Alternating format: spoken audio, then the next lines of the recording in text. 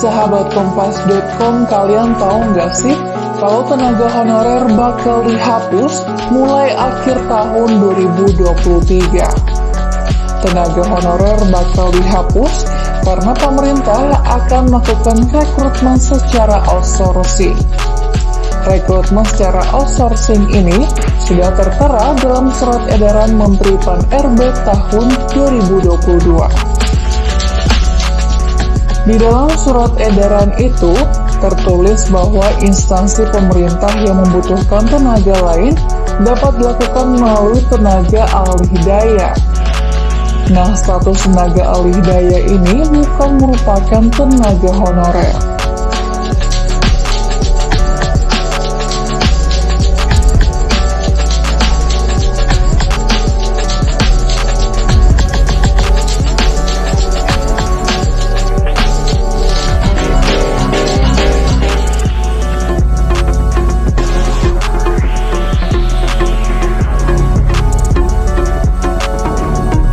Penghapusan tenaga honorer ini sejalan dengan aturan yang menghapuskan jenis kepegawaian selain PNS dan PPPK.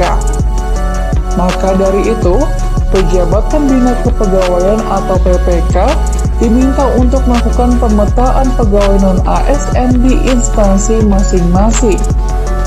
Pemetaan ini supaya pegawai non-ASN yang memenuhi syarat bisa dipesertakan dalam seleksi calon PNS atau PPPK.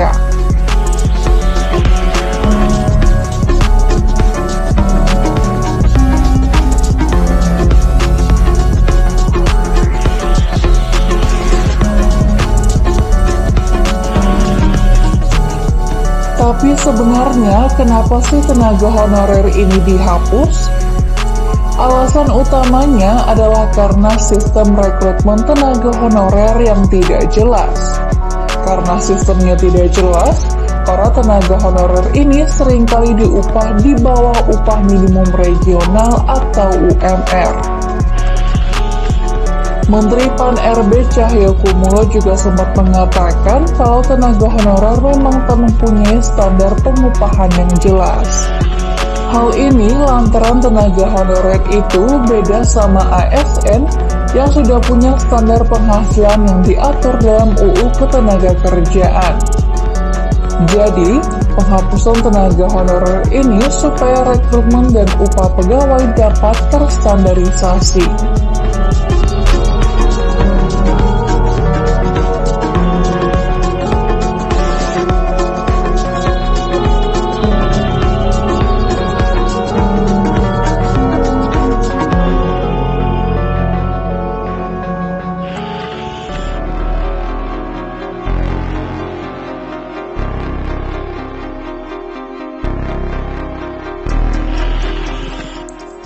Terus gimana dong nasib tenaga honorer nantinya? Nah, kalian nggak perlu kaget dulu nih sahabat Kompas.com, karena pegawai yang saat ini statusnya honorer tidak akan langsung diberhentikan tahun 2023.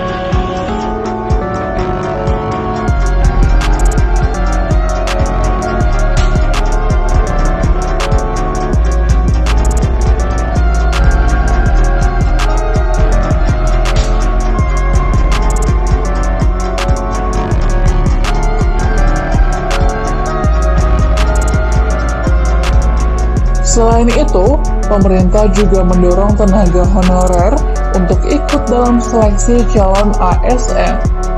Nah, seleksi ini bisa diikuti melalui jalur calon pegawai negeri sipil atau CPNS atau pegawai pemerintah dengan perjanjian kerja atau PPPK. Tapi harus tetap disesuaikan dengan pemenuhan syarat individunya ya sahabat Kompas.com.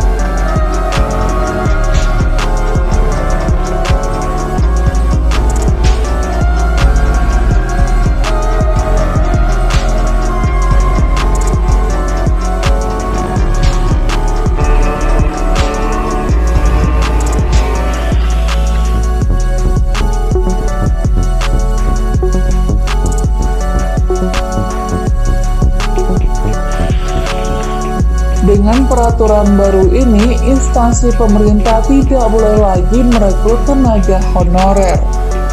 Kementerian Pan-RB pun menegaskan bahwa pihaknya tidak akan tinggal diam jika ada pejabat instansi yang melanggar aturan ini.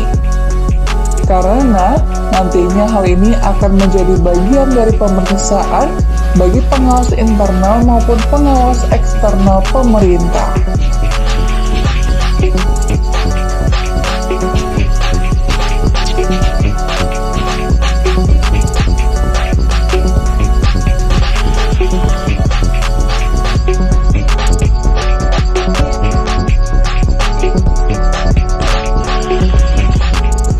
Menanggapi peraturan baru ini, penjabat Gubernur Banten Al-Mukhtabar mengaku belum memiliki solusi.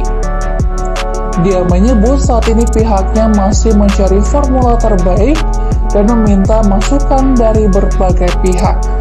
Salah satunya terkait solusi dengan mengangkat seluruh pegawai non-ASN menjadi PPPK. Tapi usulan solusi ini pun masih harus mendapat persetujuan dari pemerintah pusat.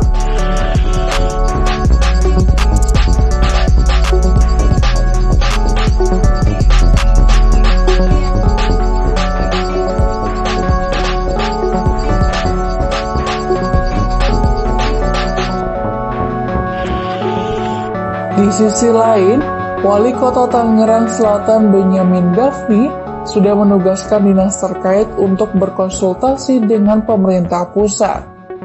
Pasalnya, saat ini ada 5.000 hingga 7.000 tenaga honorer di wilayah Tangerang Selatan.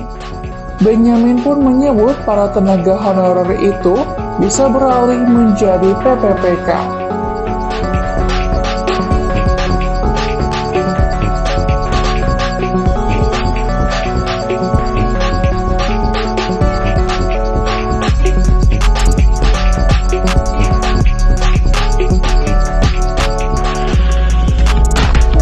Itu tadi penjelasan mengenai penghapusan tenaga honorer serta alasannya.